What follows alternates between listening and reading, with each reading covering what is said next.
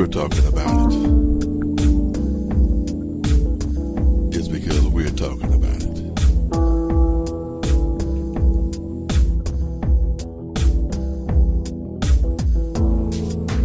The T. Gerard Williams Show. Yeah. Hey, my friends, this is T. Gerard Williams, your host and executive producer of the T. Gerard Williams Show. And today I am excited to have Toni Newman on our show. We have been sending out blurbs all over Facebook, all over social media that she was going to be on our show, and today she's here. She's the author of I Rise, The Transformation of Toni Newman. And so, without any further ado, without any hesitation or reservation, I am going to introduce Miss Toni Newman. Toni, are you on the line, ma'am? I am on the line, and thank you, sir, for having me. I'm very appreciative and grateful. Well, it is our pleasure. I tell you, it is a plum-pleasing pleasure to have you on today. Listen, can you do one thing for me? Where are you right now? I'm at St. James Infirmary in San Francisco, California. And how's the weather in California today? A little cold, a little breezy over in San Francisco. So we need coats today, even though it's supposed to be summer. Well, that's a major contrast. I'm down here in Miami, Florida, and it is hot as it can be. It started hot, and it's going to end up being hot all day today. Maybe even a little rain. But that's not my case. Yeah, it's amazing what happens from coast to coast. Yes, it is, sir. Hey, listen, this is what I want to do. I wanted to go ahead and kind of turn this interview into a segment that we haven't done before, but I've done it on another station. The question I want to ask you is, when was the last time you did something for the first time? Now, the reason I pose that because I understand that your life has been and probably always will be a series of firsts. So, having said that, let's start with the latest first in your life, and that would be your appointment to the executive director of St. James Infirmary. So could you tell us about that first, and then we'll kind of work our way back through some of the other major firsts in your life? Absolutely. I got appointed March 26th of this year to become the executive director of St. James Infirmary. And St. James is a peer-based occupational health and safety clinic for ex-sex workers, current sex workers, street workers, and the homeless. We are here to provide kind of a free, compassionate, and non-judgmental health care and social services to sex workers, both current and former, of all genders and sexual orientations, providing them, with trying to prevent occupational illnesses and injuries through a lot of different services. So we are a FQHC that provides medical and social services, basically, with the medical team and case management. And I'm glad to be here because I know what it is to be on the street. Back when I was on the street 20-something years ago doing my thing, there was no Obamacare and no clinic like this for me to go to get checked out to make sure I was healthy. But thank God I pressed through, and I am healthy today, and I came out okay. But most my counterparts have died or got AIDS or caught an illness or something back during those days because we didn't really take care of ourselves. So this is great service that we're providing to people who, just like everybody else, they need health care. Okay, now that sounded pretty good. That sounded like the PSA, though, to me. So let me back up a little bit. You were appointed to this position. You were selected out of all the people who could be the executive director. You were singled out and appointed. Now, your particular qualifications for this job, you said that back in the day, 20 years ago, there were some things that happened in your life, and because I'm not quite sure what our audience knows about you in particular, why don't we go ahead and talk about your qualifications for this position? Well, 20 years ago, I was a street prostitute, then moved on from street work to being an escort, and then a mistress. And that's how I survived during my early years of transitioning from a man to a woman.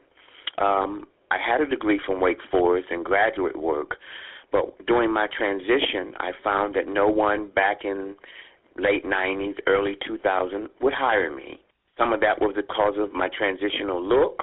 It was obvious back then I was a man transitioning to a woman, and some just didn't like that I was transitioning from male to female. So I hustled, I worked on the streets, and I know what that feels like to be on the street, trying to make a few dollars just to survive, to pay for a place to sleep at night. I made my way out of that, and then started with Equality California as a fundraiser, a volunteer recruiter, and worked there for several years, building up my fundraising and development experience. And then I went to work for Miss Risa Phillips, a black female who was running the THE, Health and Wellness Center in Inglewood and Crenshaw in California, and worked my way up from development coordinator to interim director of development and communications. From there, I went on to become the director of development for Maitri AIDS Hospice here in San Francisco under Michael Smithwick. And I worked there for 3 years, raising from $600,000 to $800,000 a year, helping with our $2.6 million budget. And from there, it came to my attention that St. James, who had an interim, Joanna Breyer, was holding it down until they could find ED. I understand several applicants, October, November, December, and January. They interviewed. Nothing came up. Someone reached out to me and said, maybe you should interview. I looked into it. I understand the mission. I'm an ex-sex worker, ex-prostitute, ex-street worker myself. So I understand that life is different 20 years later, but it's still hard. And I applied, and I interviewed, I guess 3 to 4 interviews. And now that I'm here and got to see some of the applicants who had applied, a doctor from Chicago and a PhD from Berkeley and an MBA from UCLA, I feel very honored that all of my hard work has paid off. My philosophy has been keep your head down and just work hard. Hard work does pay off. Yeah, it absolutely does. Along the way, I've been spoken to in a manner that's inappropriate along the way, but I've always believed, and my father and mother all taught me, if you work hard and put your faith into yourself, it will pay off. And I've done that for the last 9-10 years. Well, it sounds like you are uniquely qualified for the position. Not saying that should be the end-all, be-all of it, but a deeper sense of understanding and compassion that goes with a job like this is certainly important, and certainly I can see where, you could feel for the clients. Wow, yeah, that's amazing. I understand them. I mean, I've lived it. Of course, I'm older. These are younger people. So it's different now, how they're escorting, how they're mistressing street work. But I understand what it means to try to make a living and just survive, because that's basically all I was doing. I needed money, and nobody would hire me. Right. If somebody would have hired me, I wouldn't have done it. I didn't want to do it. Here I am with, 2 degrees out in the winter in New York City in the late 90s, hustling. That's not really where I wanted to be. But with no job and no income coming in, I didn't have a choice. You've spoken of transitioning from male to female, so that would make you the first transgender that St. James has hired in this position. And the first person of color to run the organization. We are 19 years old, and I'm the first person of color and also the first trans woman and also the first trans woman of color to be the executive director of St. James. Wow. When was the last time you did something for the first time? You are amazing in that these are some first that are major accomplishments, and yet, you had to fight so hard for this. Well, I have always believed nothing easy, nothing that you want is easy. I've always had to fight and hustle and work very hard for everything I've got. And, I put my trust in God. I put out good energy, and I found it works. It may take a while. It may not happen like you want it, but eventually hard work and good karma does come back to you. I believe that with all of my heart, soul, mind, and body. I believe it. Yes, it does. You're absolutely correct there. I tell you, it's amazing how people don't realize that karma does work all the time. It does. What you put out is what you get back.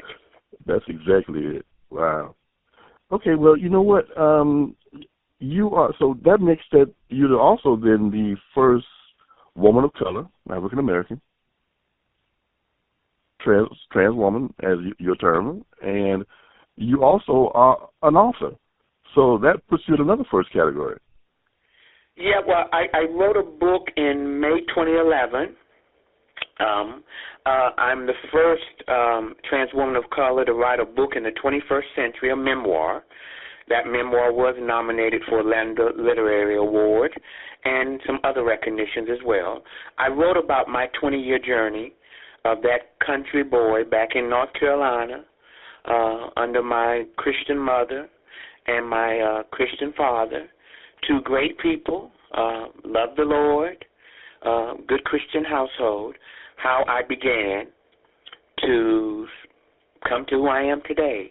So the book is about my 20 years of Toni Newman growing up in Jacksonville, North Carolina, Toni Newman going on scholarship to Wake Forest University, meeting Dr. Maya Angelou, reading her poem, I Rise, no matter how you treat me, what you may say about me, just like the dirt on the ground, I rise. And at that time, the poem didn't really mean that much, but as I began to get older and then go through all the stuff I was going through and found myself without friends and family on the streets of New York as a trans woman, I realized that I was at the very bottom. I was the dirt that people walked on, but just like dirt, I rise. And that's how I came up with the title, I Rise, The Transformation of Toni Newman. I mean, many thought I would be, the end of me would be when I transitioned. My family, oh, you're going to be nothing. This can't work out. You're going to be nothing. My friends, oh, my God, you're going to be one of them, or you're going to be nothing. You know, you went to school all those years, you just wasted your time. And I continued to press on because it was something I was called to do, called to be, and I couldn't be happy any other way. I wasn't happy being any other way, so I pressed on. And so, just like the dirt, that people thought that they could walk over me and say things to me and put me down, and you've ruined your life, you're never going to be anything, God doesn't love you, no one will love you, you've made a huge mistake. That gave me the courage and motivation to keep going. And just like the dirt, I rise. So that's how I came up with the title to the book, and to let people know, you may have thought I was nothing, you may have thought I was trash, but just like dirt, I rise. Wow. And now look at me now. Wow, that's amazing. God is good. Yes, he is. Yes, he is. Listen, for my listening audience, for those who are listening and for those who know the routine and know the drill, that you don't turn the station on without paper and pencil or paper and pad or some kind of way of writing down this information, I'm going to ask Toni to tell us where we can get a copy of that book. And so as she prepares to tell us that, make sure you're ready to copy down the information. So having said that, Toni, where can we receive a copy of this book of yours? You can get the book on my website at Toni, with an I, ToniDNewman.com. My name is Toni with an I. On Amazon and any book digital site. I'm on over 75 sites, from Amazon to all kinds of other sites. So whatever you buy, your books or your digital reading, you can find me by searching Toni Newman. I Rise, The Transformation of Toni Newman, or you can go to my website, and it has links to where you can buy the book. You can read excerpts from the book and see what the book is really all about at ToniDNewman.com. That's also my Facebook, Twitter, Instagram, and LinkedIn name, Toni D. Newman.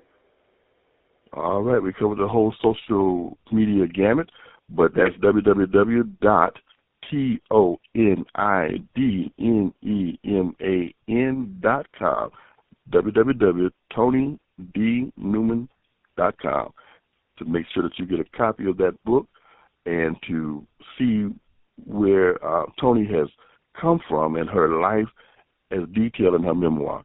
Now, there's something else that I know that has come out of this book, that has been birthed out of your book. It's a film called Heart of a Woman. Can you tell us a little bit about that?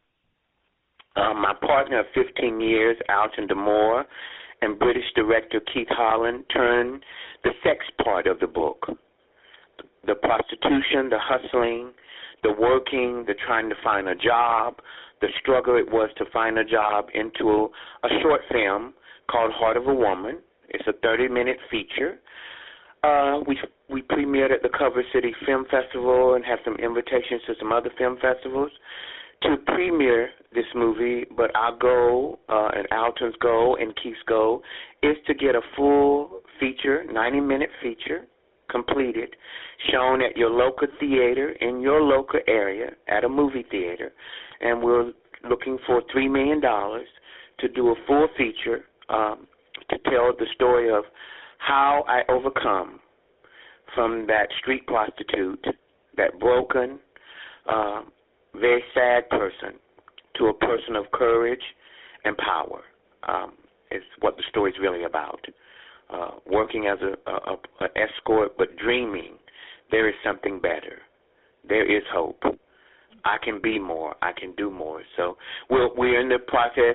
We have some funding of looking for $3 million to get the full funding for a 90-minute feature, so you guys can see it at your local AMC theater all across the United States of America and abroad. So that would be my biggest dream, even bigger than this, seeing that film at a theater in North Carolina or L.A., or even going to San Francisco and watching it at the theater. That would be just the biggest blessing that I could ever hope for. Well, I pray that your dreams come true, because certainly Thank you, brother. And I pray yours would. I'm sorry. I bit on you. I'm sorry. No, I said I pray that yours come true as well, and I appreciate that love from you. I appreciate it. Thank you so much. Now, for those who have been listening, if you go back to the website that I just told you about, there's a little bitty window over there that has a nice little piece of that movie that you can watch and get a feel of what's really happening, and the emotional content. Man, you need to see that as well. So I'm not even going to tell you the website again. It's www.ToniDNewman.com. I'm not even going to mention that to you because you should have wrote it down. And I'm not going to spell it for you at ToniDNewman. I'm not going to spell it for you to tell you that you need to go over there and take a look at what's going on at that page. And Toni has some news on there as well about what's going on in her life and some very good photos, and you need to go check it out. Now, having said all that, let me get back. So, Toni, let me ask you this right here. Let me ask you this. This is very crucial to me. When you're going about your day-to-day living and day-to-day life, how do you impact others? I don't mean from the standpoint of who you are or what you come through, but how do you impact the lives of people that you meet on a day-by-day basis? You know, sir, I come to work here grateful. Whether my body's feeling great or not, I come feeling blessed, and I try every day to show love to no matter who I encounter, whether that's on the BART train coming from my home in San Francisco, flying home to L.A., or coming to St. James. I do my best to live a life of love and hope and be a compassionate soul. I'm hoping all the people I encounter on this way, that they feel the love that I am trying to give them, no matter where they are, without any judgment, without any ideas of my own. I accept them for where they are. I don't try to tell them you shouldn't do this, but do my best to help and guide. And that's what I feel I'm here to do, is help, serve, and guide wherever I can. I'm a person of service. I've always been a person of service, and that's what works for me, and that's where I think my blessings come from, and that's what I try to portray and give to every person I meet out in the street, in the clinic, wherever I'm going. I'm here to serve. You know, it's not me that's done all these things, but it's through the grace of God that I've been able to achieve, and that they've allowed me to get here, and I need to give back. So I'm just a person of service. That's all I am. Toni, you know what? This is my first conversation with you, and I feel like I know you. I'm feeling your passion coming through the airwaves. I mean, I'm impressed just by your ethic about life, about the way you want to live, and certainly, I mean, you know, we've all had some rough spots in our lives. You know, we go through ups and downs. Of course, that's just part of living. And to say that you had an additional burden wouldn't be fair to you to say that.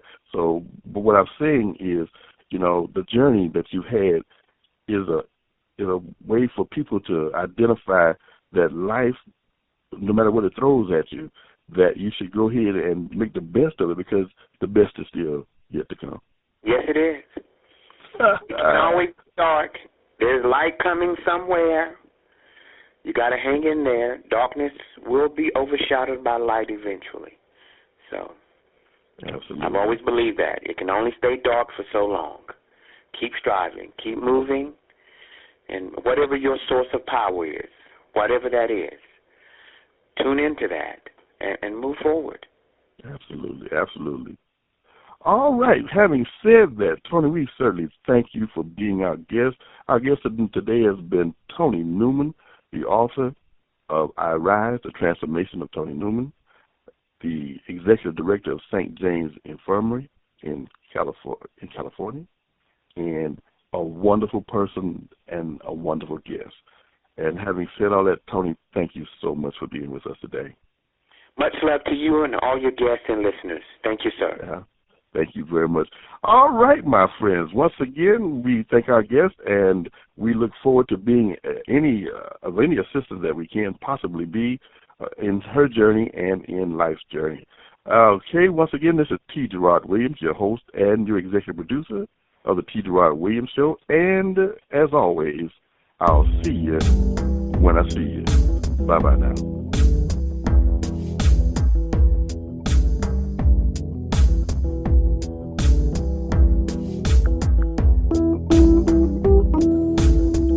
Gerard Williams Show.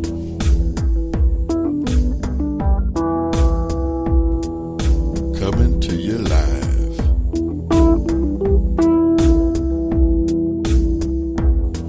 With the best in talk radio.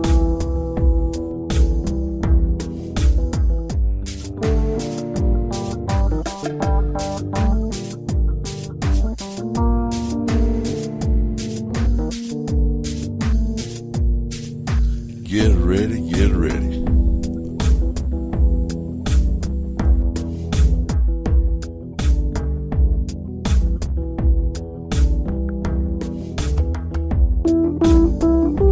The heartbeat of talk radio is the T. Gerard Williams Show.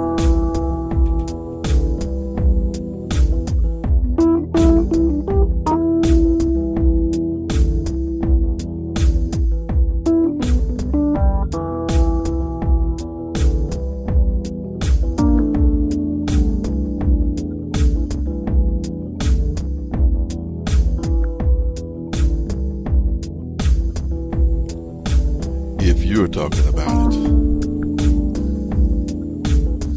it's because we're talking